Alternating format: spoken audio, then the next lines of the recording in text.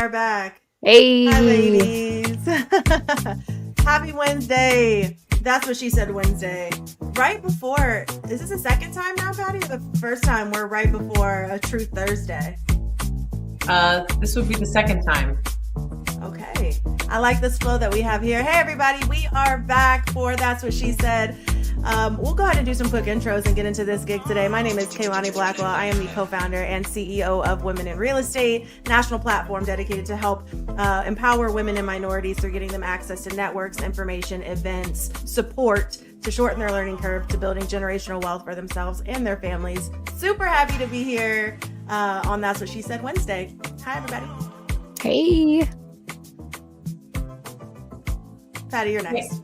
Oh, we're introducing. Sorry, I got distracted by the comments because I, for the first time, figured out how to log in to participate, and I got distracted. I'm jealous.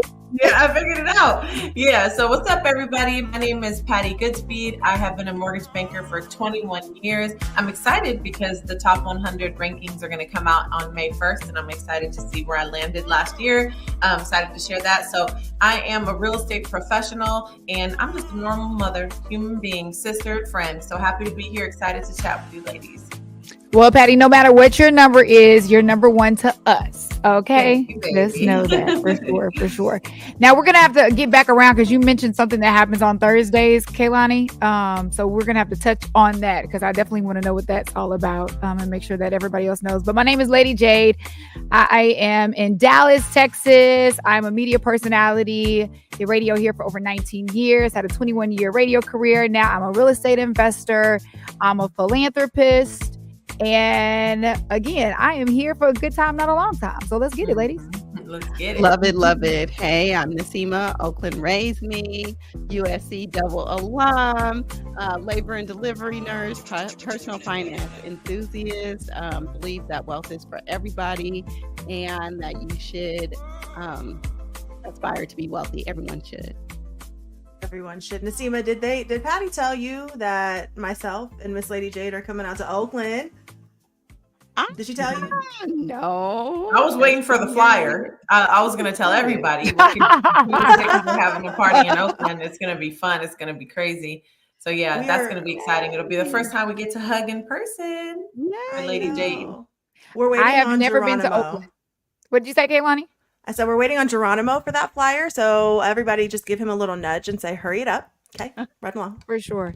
But this will be my first time ever in Oakland. So I need y'all to pop my Oakland cherry. That sounds so terrible, but y'all know what I mean. Like I heard Oakland is a whole vibe. So we say pop your collar around here. So I think that we can use that pop in that. Okay. We're gonna pop that.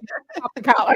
I want to learn. I want to learn the Oakland like dances. You know what I mean? I want to learn like y'all have y'all's own swag up in the Bay that's completely different than even like SoCal or anywhere else. So I want to learn like how to sneeze and stuff. I don't know, whatever they call it. It's for middle school, so I don't know if you want to learn from me. What are the dances from middle school?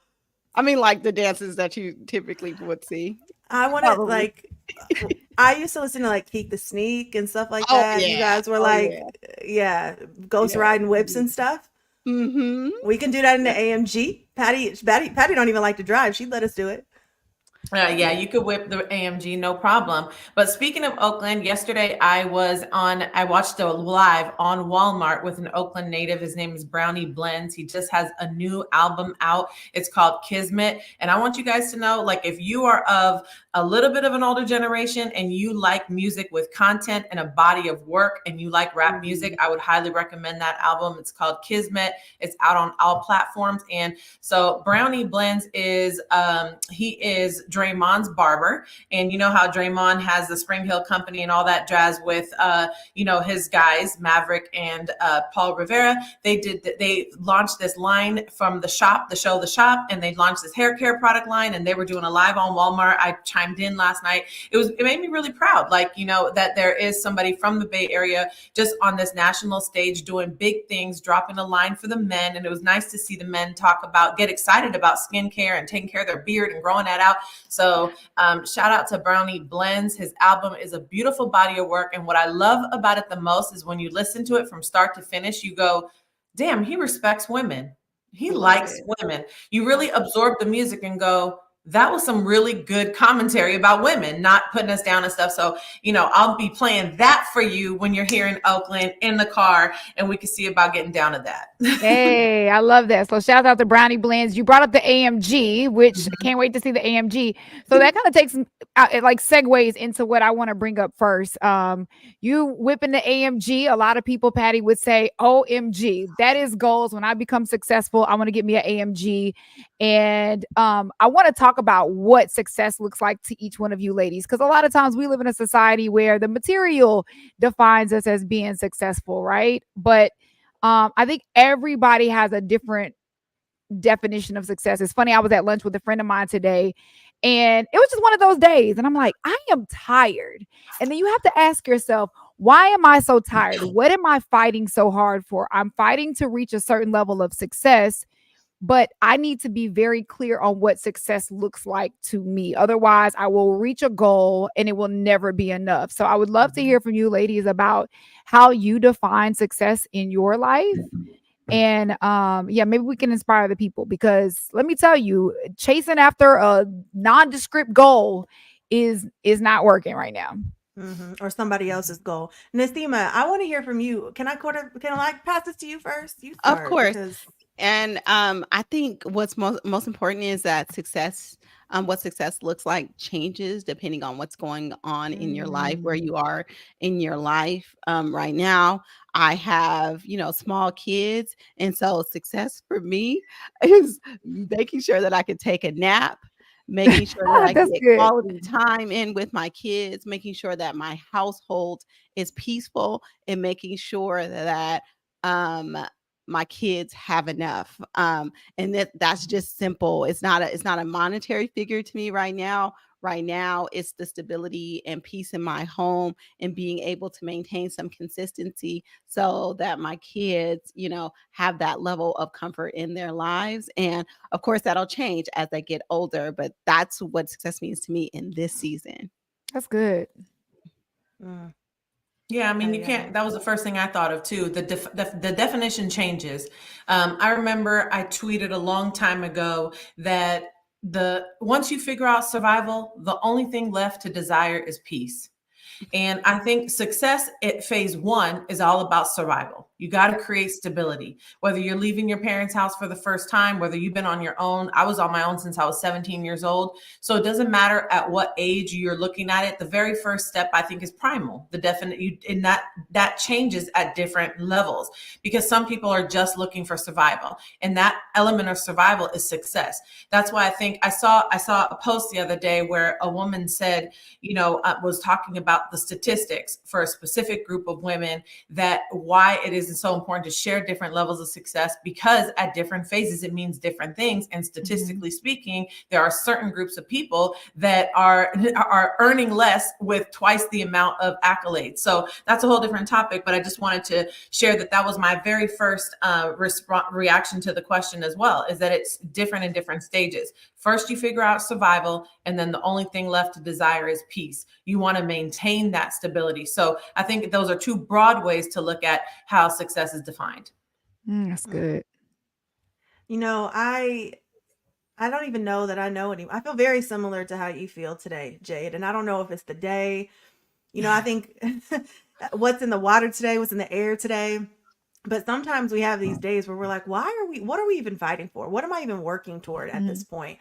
And I think that alignment is so important. I will steady preach alignment all the time. Now, I think for me in this current season, I don't have any humans to be responsible for. I am solely responsible for myself. Yet I find myself in positions of caregiving all of the time. I run a whole company dedicated to helping others, right? And so when I think about success, I'm coming to terms with the idea that we're always going to be in progress, because as we continue to stretch, our capacity grows. And as we gain more capacity, the ability to handle more, encounter more, get triggered by different things, do different introspective work, that changes over time. And so I think for me, getting out of this destination oriented mindset of, okay, once I get here, once I achieve this, I will be successful, more so understanding that you need to get good with the journey. Do you like who you are as a person? And I can say I'm getting to a place where I'm like, wow, I'm proud of myself for a lot of things, who I am becoming, and understanding that I'm always going to be becoming who I am. And so this reminds me of Michelle Obama's book, Becoming, which was one of my favorite books till this day, because she talks about her evolution and how she is still stepping into who she is intended to be. So I think the first answer for me is just that, enjoying my journey, trusting my process. Thank you, Latoya. And I also think the second part is understanding that we often determine what we think success looks like based off of ideals from people who do not look like us, don't come from backgrounds that we come from, right? Yeah. A lot of what we see online and on the internet is success predicated on white ideals, Yeah. right? And so I'm not chasing, obviously we want to be wealthy, we want to be comfortable, we want generational wealth.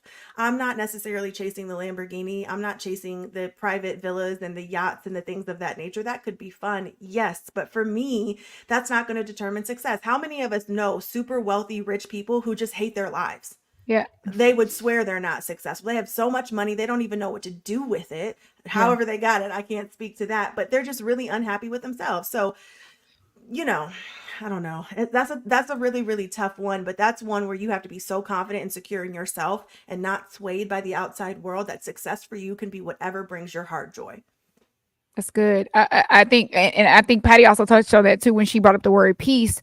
Um, for me, I would say I am looking for a level of success that looks like freedom, right? And freedom to me kind of defines all the things where it's like time freedom, because one thing that none of us can add is time, but being able to free up my day to, in all honesty, be a resource to other people in the way that I want to be, right? And I think it's a financial freedom too. I remember there were a couple of luncheons that I went to this year, and I really believed in their mission. It was for some nonprofit organizations. And I remember saying to myself, I can't wait for the day that I can, like, without even blinking, write a $10,000 check, a $20,000 check to be able to help, some of these organizations that I know are out here really, really doing the work. Right. So you got the time freedom, you have the financial freedom, and yeah, it's the spiritual and mental freedom. Because we're constantly evolving and relearning ourselves. And I like this about me, and then I want to change this about me. And it is true, it's about doing that inner work, because when I get to that point, y'all, where I am ultimately financially free, I do want to also be internally free as well, and really love the person that I've become over the years. I think that oftentimes we think we know who we are, and then you kind of, when you check yourself and really look in the mirror, there's a part of you that's like, do I really like who I am, or have I become who people said I should be? Because when you've reached a certain level of success, people expect, like, that is what defines you. And I say success to them, right? So then you start living in this habitual type of pattern for other people. And I admire the older generation that really just doesn't give a dang about what anybody thinks, right? I think that a lot of times people say they don't, Absolutely. but Mm-hmm. you're constantly trying to prove yourself to people, you actually do, but living in that freedom of, like, I hear my mom say things like, baby, I don't care. I'm 76 years old. I don't care what these people think about me. I don't care this. And I'm like, that right there is a level of success that I want to achieve when I'm young, to be able to say, it doesn't matter what anybody thinks, because I am walking in the purpose that God gave me. So that's what I'm, like, really searching for.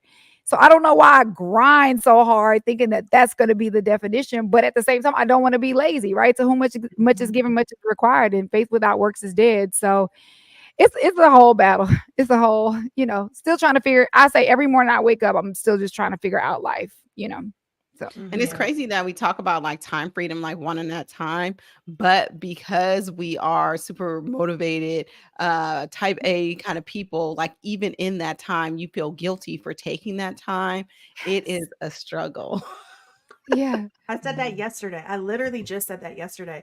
Or what is it? Today's Wednesday. Sunday, I didn't work, not on work stuff. I worked on different things, but I literally sat down Sunday night and I was like, I feel so guilty. I didn't spend any time on my business today. And that's crazy. That's Yeah. insane. That's literally insane, because the first lesson that the Lord taught us is rest. He made the heavens and the earth. He made Adam, and he said rest on the seventh day, right? And that was the first lesson that he taught. And I'm like, Mhm. how have I brainwashed myself, or allowed myself to become brainwashed to thinking that rest was not okay? Because when you're not still, you're not making sound decisions. There's a lot of things. And Jade, I like what you just said too. I don't know if y'all remember, I don't know when it was. It had to have been maybe 2 years ago at this point.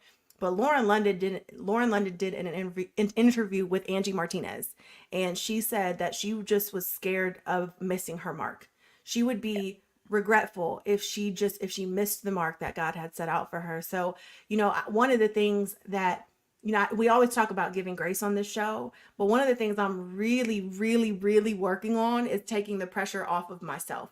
It's not my plan I'm working in. It's God's plan I'm working in. It's not my decision to make. It's God's decision to make. It's not my money that I made. It's God's money. I don't have to, when I'm working on taking the pressure off of myself, because when I realize I'm not the one that's in control, oh my gosh, there's just like this level of happiness and just freeness that comes with that, because like, it ain't not my dishes, not my sink, not my dishes, not my monkey, not my circus, whatever you want to call it, right? It's not my battle to fight. And I'm really working hard on, staying in that place mentally.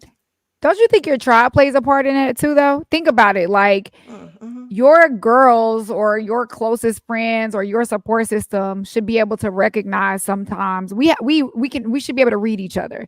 And what I mean by that is, when you can tell like your sister or your brother or your friend or your business partner is like really doing too much and running themselves into the ground, sometimes we have to help them hit that reset button. And that's why it's important to be around people that, one, see you, right, and want the best for you. Two, can remind you who you are and whose you are. And then three, it's like, sometimes we just need, as strong as we are, everybody on here is A-type personality. We don't like being told what to do, you know what I mean? But at the same time, we also all need to be reminded and given permission to be like, hey, chill today. It is okay. And I will be your support system. If you have to grind double hard tomorrow, I will be here to support you, to help you. Because sometimes being a personality and feeling like you have to do it all by yourself, it can feel lonely sometimes, because nobody is really speaking into us, because especially when you're the strong friend, right? It's tough. Yeah, I think I want to offer a different opinion on this, because I don't disagree with anything that you said. And I think, again, depending on where you're at in life, those words are going to resonate deeply. And I think, and then there's people like me that are really obsessed with continuously, reaching certain levels and maintaining that for a little while. And I think that there is, of course, so I just finished a book with my entire team called 10X is greater than 2X. And it really helps to shift the mindset in a very practical way from we think with growth, you have to do more. It's actually the process of elimination and creating more efficiency with certain time blocking strategies that really helps you be more efficient. So the general theme here was, hey, sister, let me let you know it's okay for you to rest today. Let me let you know you've been going hard and it's okay for you to take that Sunday, right? So that's cool. That matters. But in the book, you're going to take approximately 200 days out of the year and literally schedule for yourself that time of rest, whether it's a 4-hour block, a 5-hour block, a 24-hour block. So I recommend 10X is greater than 2X for anyone that wants to build a business.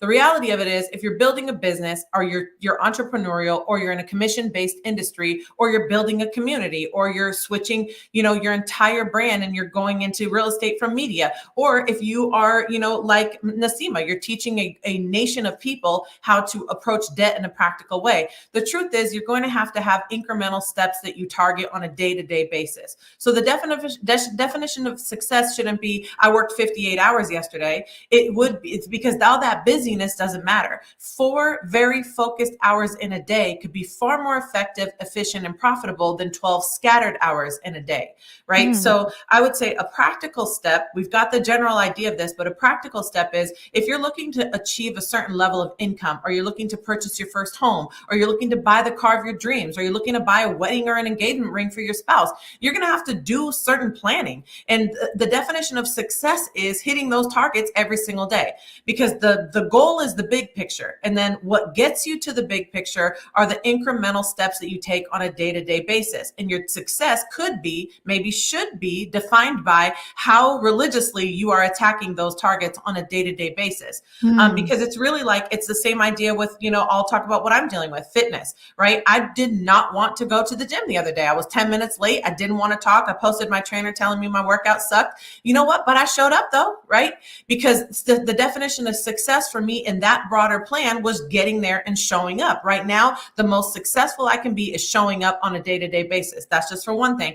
The most successful I can be in my business to hitting the target is making 55 phone calls in a day. I've got to make those phone calls. If I don't hit that 55, guess what? You weren't successful that day. You'd miss the target on that day. And it's also equally okay to say, if I have carved out X amount of time for rest, I've also carved out X amount of time for efficiency. And if I miss those targets, I'm not serious about the bigger goal. So I just wanted to throw that out there too, in terms of defining success at various levels. If you're hungry, or you got some goals to pay, or you got some, major, exponential growth that you're trying to experience, you got to save that rest day for maybe once a week.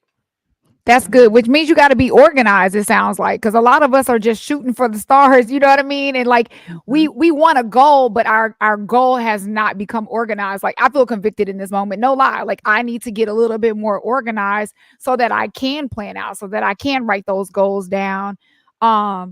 Patty, I feel like, girl, I promise I don't be hyping you up, but you need to be somebody's life coach. I'm not joking. Like, Right. if I knew that I had an accountability call with somebody like you every single week, I'd be like, oh, shoot. Well, look, you do. We got this. And I appreciate you saying that. Yeah. So one of my girlfriends, she's my esthetician, right? I'm going to share the story because it's relevant to what you said. She said the same thing to me. She will call me to talk her out of her negative moments, and I'll do that for her every single time. But here's what she's trying to do. She's one of the best estheticians I've ever seen. She worked on uber amounts of celebrities in Los Angeles. She moved up to the Northern California area. There's nobody like her. And she literally had someone offer her $2 million to buy a building to expand her business. Okay. Now, mind you, we've been having conversation after conversation about this business plan and how to get it started up and going on, and the money, bringing it together. And guess what? She doesn't have a written business plan. So let me explain something to you about your journey with success, right? If you do not have every detail of what you're trying to birth to life written down, and you don't understand it clearly to where you could close your eyes and explain it to somebody else, you're still in a state of delusion, right? It's okay. Remember, you have to be careful that when you're really emotionally charged up about a goal and you have a busy ass day and you feel like you were productive, that is your brain emotionally signaling success to your body. And that's not going to work in the long run. Your results are telling you the truth. And I promise you, the moment she takes a minute to complete that business plan, that's when the money's going to show up. Right now, it's lingering in the realm of possibility. And that money's going to show up the moment that business plan is completed. So in terms of organization, if it's an idea and you're excited, anyone, we get excited about ideas. Trust me, it's boring. Success is boring. You know what Kobe Bryant just said, and I quoted this on Twitter the other day, is that the best never get tired of the basics. When I read that, I got chills in my body. Dribble, pass, shoot, dribble, pass, shoot, dribble, pass, shoot. That's the basics. Kobe says the best never get tired of the basics. And you got to be on that court every day, dribbling and passing and shooting. And that can get really boring, especially if you're good at it. So you're absolutely right that you have to be organized. You have to have a written plan. And the definition of success, depending on the stage that you're in, is going to be knocking out those incremental steps on a daily basis and measuring those results on a weekly basis. And then really looking at, wow, look at the compounding effect of me showing up on a day-to-day basis. And it really makes a massive difference. Post it, people. That's what she said. Post it. Right. Yes. So I love it. Now, in true That's What She Said fashion, I feel like we have to dig one little layer deeper. Okay. And this will, I think, is a perfect segue into what a second topic that I really, really, really wanted to talk about today, because I think this is great for practical ways to manage ourselves to achieving goals. But how do we define what those goals actually are? Why do sometimes we strive toward goals that don't make any sense, right? Or are predicated or set up upon ideals of other people? And that's what I really, really, really want to talk about today.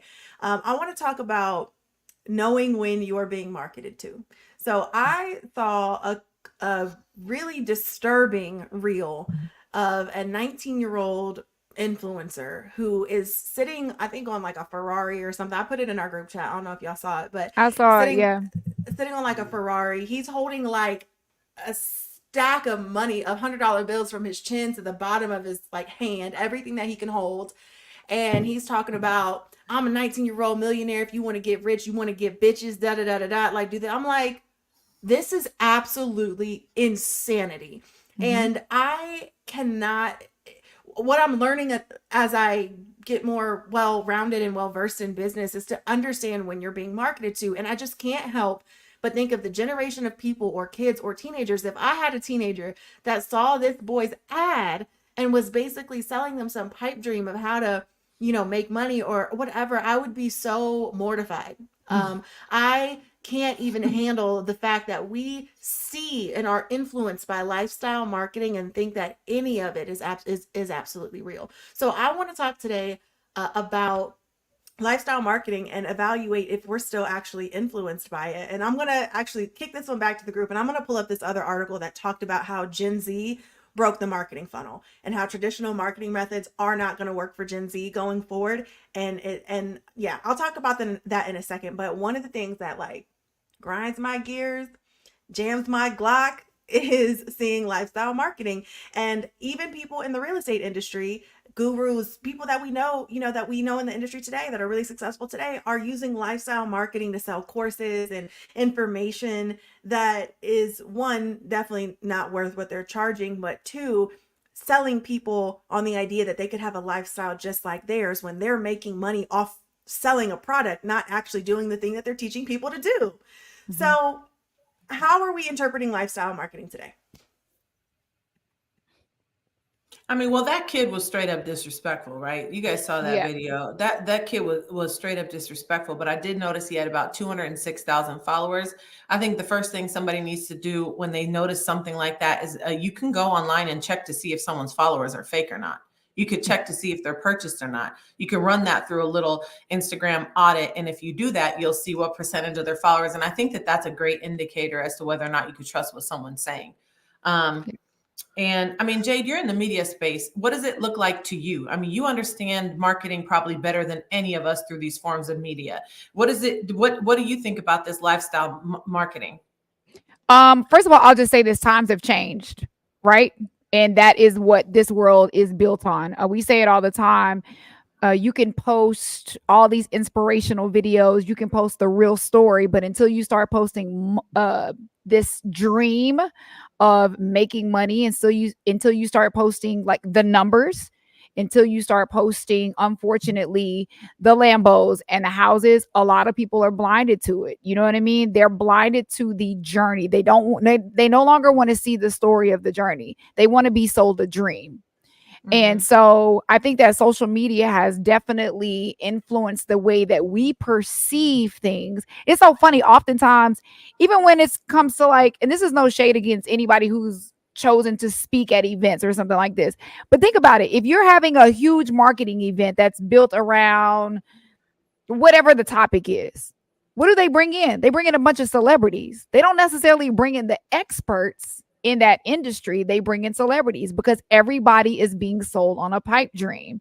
And so all you have to do is make people believe that you have, first of all, the little kid that was posting that, I'm sure that's not even his money. It's probably his dad or his mom's money that he stole out of their bedroom, made the video while they're away at work or doing whatever they have to do, and he had to put it back.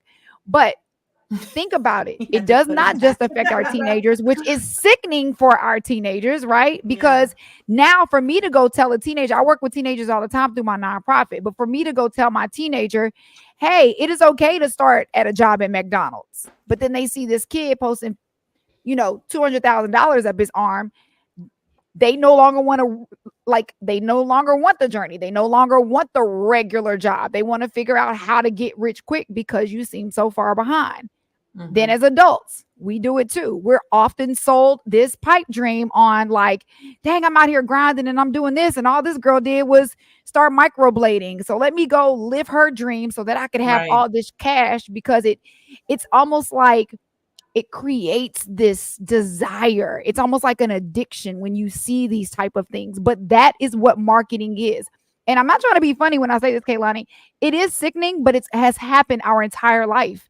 When we were little and we went to the grocery store, where is the candy? The candy is eye level to kids right at the cash register, because if I stand here and I look at it long enough, then guess what? I'm going to want the candy. I'm going to ask my parents, please, please, please, can I have this? Because I'm seeing it. So we have to be really careful about how we are influenced by the things that we are seeing, not on a consistent basis, and there's no proof behind it. Like, if you can give me proof of concept, I will buy into your program. And I really don't have a problem with people selling programs. I really don't have a problem with people making money selling information, because this is what we do. We pay to go to school, right? And I'm paying for information. However, we have to do our due diligence and make sure that we are actually, like Patty said, doing the research, and that we have to stop living in this microwave society where we believe we can get these things instantly. Trust me, everything in life comes with a price. If you sign up for a course and you get rich quick, I can almost guarantee you 6 to 9 months down the road, you're probably going to be in prison because it was a scam. Okay. There is a process to success. There's no other way around it.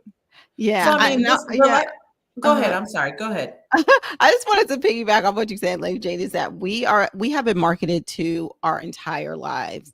And I think the most important thing is recognizing what is marketing versus what is real, and then using marketing techniques to shape your influence. One of the things that I usually tell people when they ask me what they can do to build wealth or turn around their finances is look at the messages that you're consuming. Look at the people who you're choosing to follow. Are they really people that you aspire to be like? And if they are, those are the people that you need to just cultivate your messages around. Start a brand new Instagram. Just follow people that you aspire to be, to who you can actually follow in their footsteps. And and for as far as like marketing for my kids, like I'm just like, yeah, like you see all the commercials, you see all the ads for all of these things that you want. From the moment they're able to recognize signs, they're being marketed to, right? But how do we reverse those messages? I make sure that they own those companies and know what those companies do. Mm-hmm. So it's like you kind of got to gamify it in order to understand that, number one, is out there. Number two, we can be active participants in it without being taken advantage of. And there are ways that we can use it to our advantage. And so it's always going to exist. It's going to change how it looks, but you just have to recognize that it's there and what the purpose is. Mm-hmm. Yeah. I wanted to make a distinction using you as an example, Nasima, because you also transparently post your financial wins, right? So for example, there's a difference between lifestyle marketing where an 18-year-old is selling courses and his target audience is low-hanging fruit, right? His idea is to create an emotional reaction and get a one-time sale. He's not building a community. And I think the article that Kalani is going to touch on is going to emphasize that. So he's not building community. He's talking about quick marketing. And the truth is that if I see an 18-year-old boy on his 10th car and he's sitting there in front of it, Tesla, and he's holding his money in cash, I'm going to be like, okay, yeah, you're influenced by like a 6ix9ine or whatever that rapper's crazy name is, who does all that holding money and stuff. And then you got the Jay-Z segment of the population like myself that go, hey, there's a disconnect. We don't call that money over here, because you got cash held up to your ear, right? So there's a whole two different sides of it. Now, the distinction I wanted to make with someone like Nasima, who's built a large following, who has a beautiful community, is that you are posting about your wins. We do see that you're making money. We know that you own property. We know that you paid off $1 million worth of debt. And that the difference is that's social proof, right? And that is necessary. That's a necessary element of community building. And I think the difference is, like, I post a property of a flip that I did, or I post a purchase that I make, or I would post that I'm signing papers to buy this. That's not me, gloating. That's me showing proof that, hey, I'm out here doing what I said that I'm doing. I'm not one of those real estate professionals that's helping you buy a house that's never bought a house before, right? So I think think there should be a clear distinction between lifestyle marketing and, of course, proof of concept or social proof that I think is important for building a community with integrity. The final note on that from my perspective is Kalani and I met on Clubhouse. There was a very large following on Clubhouse, and there was a large segment of people that were doing that lifestyle marketing, but even with their mouth, right? They were just putting out these very big concepts, really influencing people, and people were just drawn to being in those popular rooms and just let me raise my hand and let me be seen on this stage and drawn to that. And almost all of that has fizzled out. Every single thing that we saw that was successful in generating income for those people has fizzled out. Wire is still growing. Patty Goodspeed is still doing 100 million a year, and we're still consistent. So for our listeners and for the community that we serve in this space, we want you to know that consistency is more important. And the proof of concept and the social proof that we're sharing, they're smaller wins, smaller on a regular basis, but they just keep on coming in. I posted a reel about a $1,700 check that I get from a property I bought. I have 2 properties in Texas, and my net rent check is $1,773 on both of those properties every month. I do direct deposit on all the other properties. This one, I like the check to come in the mail.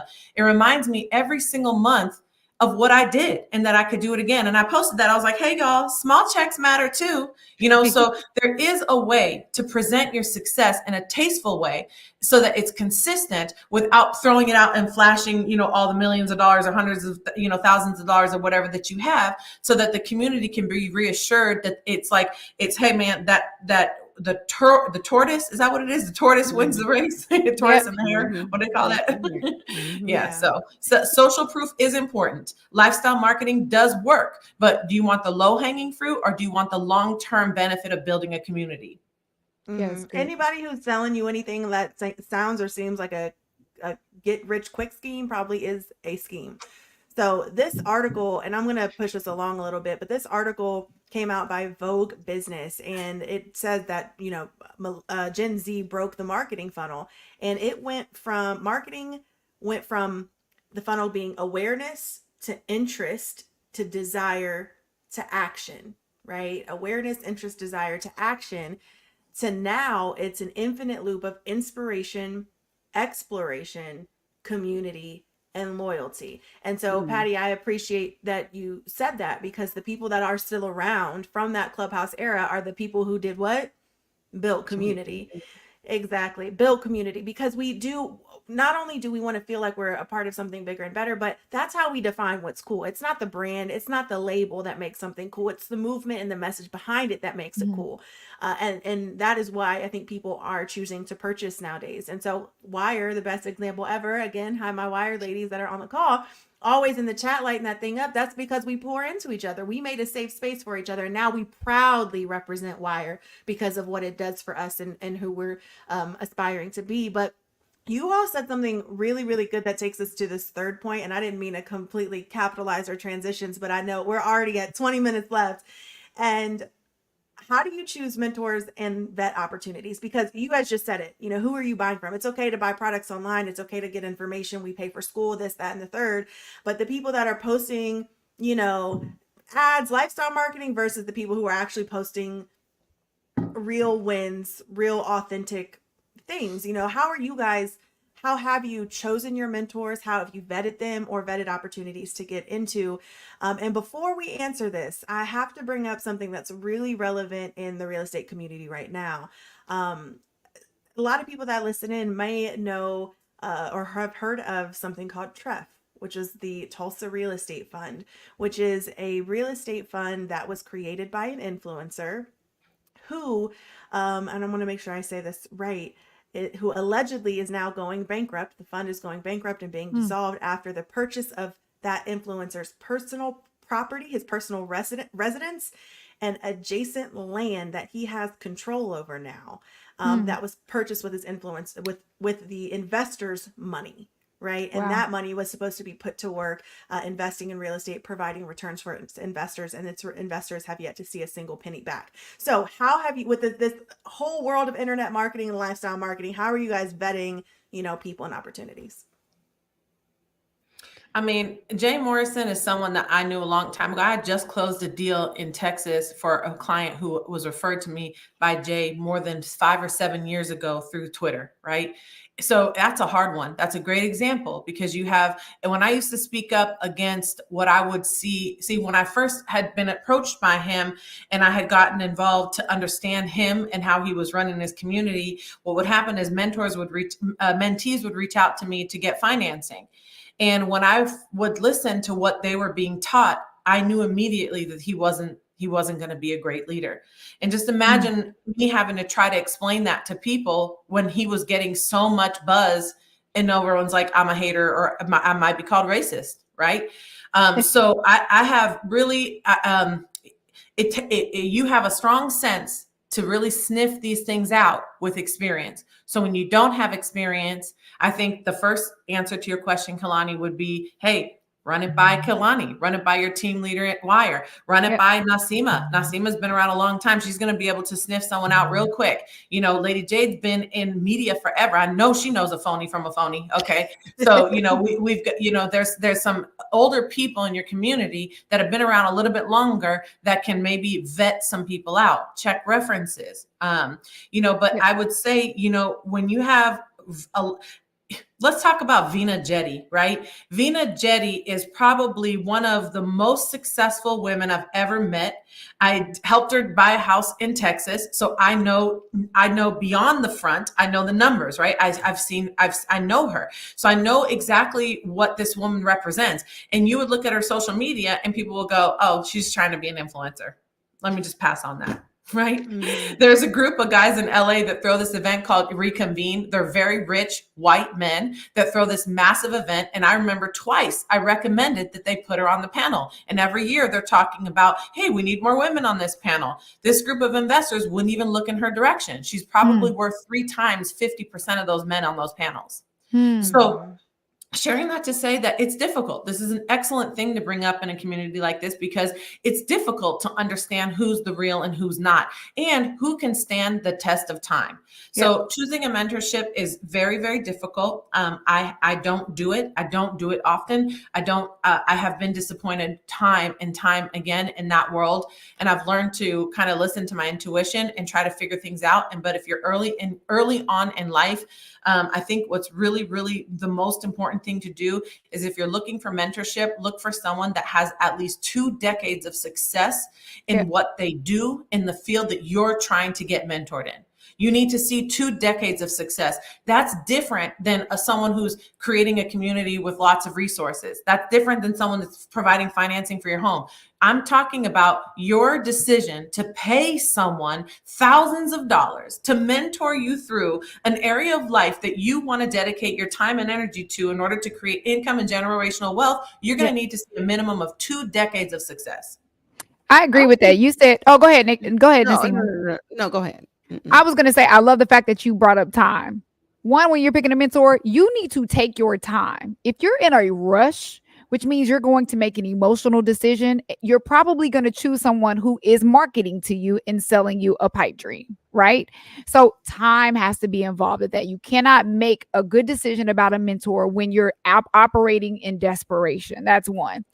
Two, I love the fact that you said you have to have a certain amount of years of experience. People will see me flip a property on social media and be like, girl, can you be my mentor? My response is always like, if I mentor you right now, you're going to lose all your money because I don't have enough information or expertise or time or skin in the game to be able to coach anybody. That's not why I'm doing it. I'm doing it because I really want to take the time and learn the process.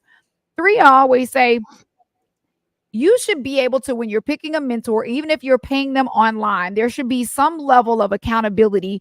Does your mentor have a mentor? I would like to know who your mentor's mentor is. You can't mentor anybody if you're not also being mentored, right? And we have to ask ourselves this $1 million question, which is why? Why am I wanting to choose this person? Again, are we operating off of our eye gate and looking and desiring their lifestyle? So we want to be connected to them because we want to live how they're living. If you're doing that, that's probably the wrong decision. I want to sit back and watch and really be impressed by the information that you're giving me. It's so funny. I was following this tax guy for years because I've always been very intrigued how people that don't look like us keep their money through taxes. If you can learn the tax code, I mean, when I tell you there is wealth building in learning the tax code. So I was following this tax expert online and I thought he was giving really good information. Then after a while, I started being like, okay, all he's doing is stitch videos, which means he's allowing somebody else to share the information and he'll kind of tag team on the back. Then all of a sudden he starts posting the Lamborghinis and walking around with his shirt off. And then I immediately unfollowed because I said to myself, you are now selling people, trying to get people to buy a course. I don't want to see my tax professional with his shirt off and you sexy on the beach. And like, that's unprofessional to me. That is not why I wanted to be connected to your community in the first place. I wanted the information that you had to give. So I sit through a lot of free webinars. Patty, again, I want to get to what you're doing on Thursdays. But sit through these free webinars. You have to invest time. See, are these people actually answering the questions? Are they actually excited about the information that they're giving? Do they ever get stumped? Like, you have to are they willing to say, I really don't know, but I'll find the information. You have to learn to vet people. Again, most of the time we sign up for a mentorship because we want money quickly and we want what these people have. And you cannot make a decision like that. Also, if you are going to get a mentor, my big thing about mentorship is not a one-way street. You also have to be adding value to the mentor, right? Which means if you're going to sit through classes, they are not there to hold your hand and give you all this information if you are not going to act on the information. You have to have some skin in the game, which means you have to be giving effort. You have to put your head down and you actually have to be applying the information and becoming an asset to that mentor as well. It's a relationship. It is not one-sided. So that's my 2 cents on mentorship. I was going to say, like, I don't even think most people even want mentors or understand what mentorship really is, because it is about relationship building and it is about like that time and actually getting to know someone and actually being able to spend time with that person. I think what people want to pay for is a quick way to get to where that person is right now, to the level that they achieved. And they might use the word mentor because it's been thrown out there as a way to get there. But most people don't understand that. And I think if we actually have people really focus on taking the time to want to build those relationships that are necessary in mentorship, then they would see a stronger benefit. But people, at the end of the day, most people want those quick fixes, and they think that even paying for them is going to get them the results versus building those relationships. And I like to say, like, there are people that I look up to online, and 9 times out of 10, those people that I'm like, I aspire to be, I am in their network. Like, these are people that I know in real life because I have taken the time out to actually research, study them, and be able to get into those circles. And those relationships are exponentially more influential over my life than me paying for a course for somebody that I'm just trying to fix something really quick, because those people will continuously pour into you no matter what stage of your life you're in, and you guys continue to grow and evolve together. So I don't want people to downplay the importance of a true mentorship versus just getting quick results to get to where you think you need to be. Absolutely. Yeah, there are no quick results. There are not. And proximity costs money, right? People want to be around influencers, want to be around people with money. It costs money to get into the room. You think somebody who is really living that life, really making money in the way that you aspire to make money, you're really living that lifestyle. They're not just sitting online talking to people for the hell of it. They don't have time. So it costs. So I want to make something very, very clear. Coaching is different than mentorship, which is different than sponsorship. Those I'm are so three glad you very said that different because things. I did not know the difference. And I signed up for a coaching course when I first became a real estate agent. And now I realize I spent that money because I wanted to be good. But I really needed mentorship over coaching. I wasn't ready for coaching. So that was a lesson learned for me. I'm glad you mentioned that. Yeah, I would pay for coaching. Some people say that they would pay for mentorship. I've never paid for mentorship personally. Mentorships have been reciprocal relationships because if you are really being mentored and providing value back to that mentor, right? The reason that they want to take you on as a mentee is because they see something in you. They see something in you that they saw in themselves. They see that you're really after it. And so for me, I heard this on a podcast. Shout out to the Uncompromised podcast by Lisa Gardner. She had someone in season 1 of her podcast that said, people approach me all of the time, but I'm willing to help anyone, but you have to pursue me. And it gets me all the time how people want so much help, but they're not willing to do the work. It's like, I told you I want help. Okay, well, you over here doing whatever else you think that you need to be doing. Pursue me. I'm not about to chase you to help you. I can't want it more for you than you want it for yourself. That's not going to happen. So coaching is a very different thing than mentorship. And mentors often like to have relationships that are reciprocal because it keeps them fresh. It keeps new ideas coming for them. It helps them stay on top of their game and evolve because good mentors are always students of the game, always. And I'll leave this one last tip because I know we got a hot take from Lady Jade, but I will leave this one last thing. If you are vetting someone to join their coaching program, join their community, buy their product, because not everybody who markets is not quality, right? Not everybody is a scam. There are some programs out here that are really for the people. And I would probably say like Wire, and I'm biased because it's mine, absolutely, but it's ours. It was built on a strong, authentic, genuine foundation. And do we have to market? We do. We're a business, but we're not out here flashing Lambos and this, that, and the third. If you want to know the success of a program, go look at the success of its students. Ooh, that's good. If nobody is posting the successes or the wins of their students or people that they're actually helping, they don't have any. Right? They don't have any. So the proof is in the pudding. Anyway, I'm going to get off my soapbox right there. I'm so passionate about that because I hate that people got so much. Use your own discernment. And if you are buying from the 19-year-old in the ad with the $200,000 from his chin to the palm of his hand, then, the problem is you deserve whatever he sold you. Well, Wire has grown because of consistency and connection. So, we appreciate that about you being authentic, about your audience and about your members and about just helping women in general. Kaylani, real talk, hands down. So real quick, I know we only have a few minutes left, but we got to help out a family member, you guys. So I was in the That's What She Said DMs again. And one of our brothers, he will remain anonymous. He hears us talking about business and money all the time. So he sent a letter. So we're going to help this brother out. Okay. It says, Dear That's What She Said. My fiance wants to have a wedding and I don't. I want a small ceremony. She wants to use the $16,000 that I have saved up for a home and for emergency funds. I already spent $3,000 on the ring she wanted, and that was from my savings. We can't seem to come to a compromise. I'm willing to spend $5,000 on the wedding. And she said, that's not enough.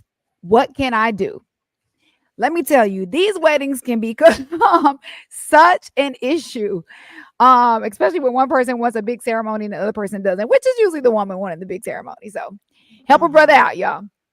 I want you to know, Mr. What are we calling him? Anonymous. He's anonymous. Mr. Anonymous, I want you to be the leader that you are. And I want you to convince that woman that a $5,000 wedding is priceless. And that in 10 years, when you're celebrating your success and the equity gains that you had from the house, that you're going to throw her the fattest 10-year anniversary party that she could have ever imagined in her life. This is the time where you lead and set the tone for the rest of that relationship. You have saved up your hard-earned money. You put the ring on her finger. You showed your level of commitment. And now you're going to show your leadership going into this marriage by keeping your foot down and sticking to that $5,000 budget for the wedding. And she is going to thank you for it for the rest of her life.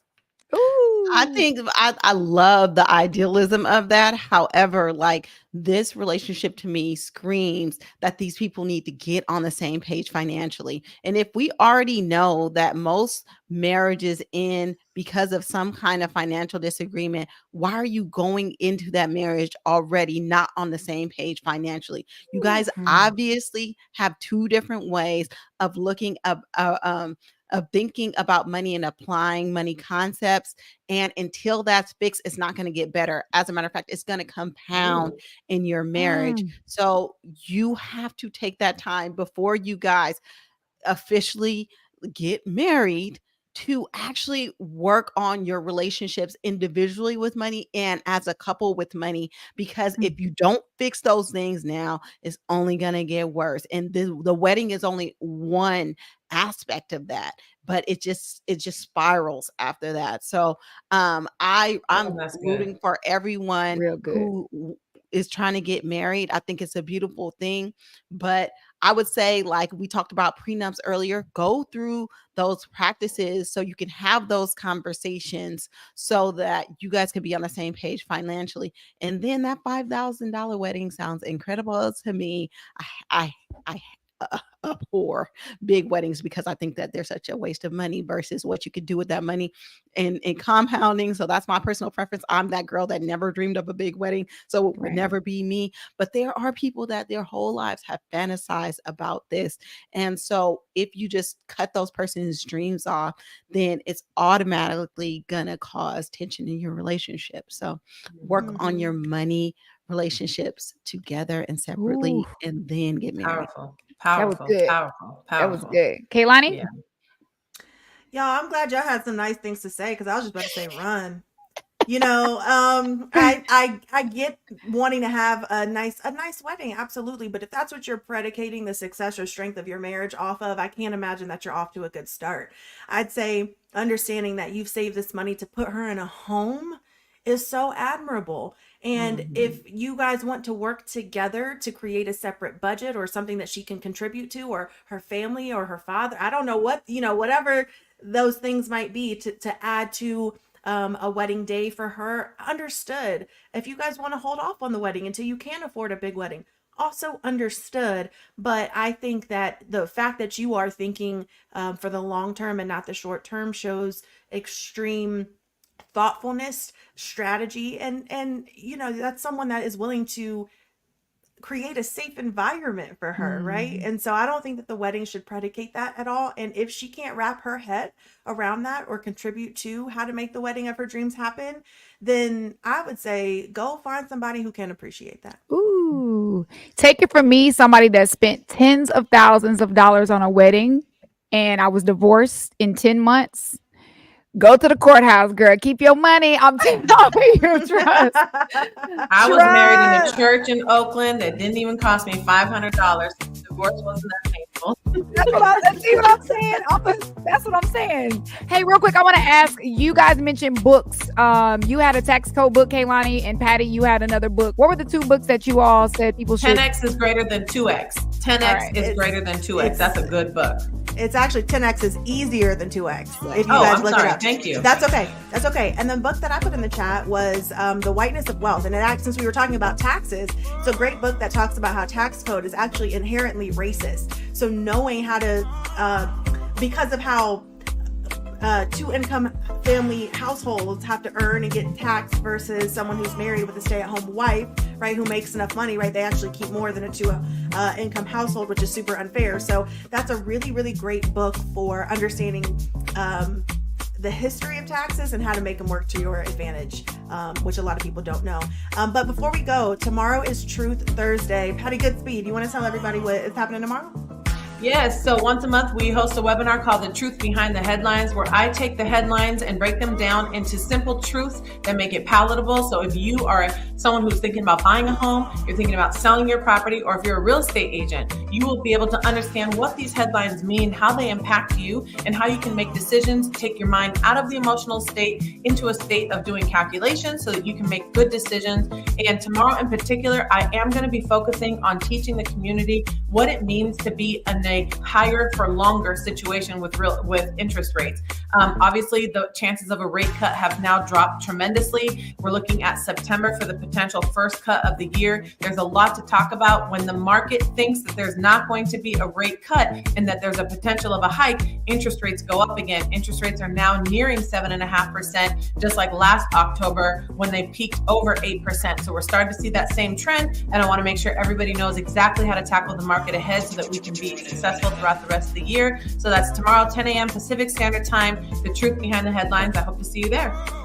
And So how can do they we follow you on register for Instagram? Is the link Oh in your yeah, follow bio? me on Instagram at Patty Goodspeed. Thank you for teaching me how to be a marketer. Okay, yes. PattyGoodspeed.com/TBTH or at Patty Goodspeed. Follow me, link in bio, all that. Hey. Okay, well, she just did her outro. So now let's get some outros from Nima, Jade, and we'll get on out of here. You can follow me on Instagram at I am Lady J. Thank y'all. Love you, ladies. As always, I come in and I'm dragging on Wednesdays, and I feel like I can conquer the world whenever I get a chance to hang out with you guys. So thank y'all so much.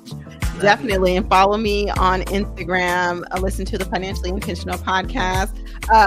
Come show your girls some love because people are trying to drag me right now on the on Instagram. And it's all fun. Like if I didn't have tough skin, it would be an interesting time. Wait, you guys were talking about getting life insurance on your baby daddy, right? No, not that. That wasn't not that? Oh. No, okay. it's when you were talking about that. Anytime I share how much I make as a nurse, people are I saw that, girl. I'm like, okay. people, goodbye. I'm tapping in. Well, thank you, everybody. My name is Kaylani Blackwell. You can follow me on all socials at Kaylani B. I think that's about it. I think I talked your ears off enough today, but we will be back next week, same time, same place on That's What She Said. Bye, everybody. Bye-bye. Peace.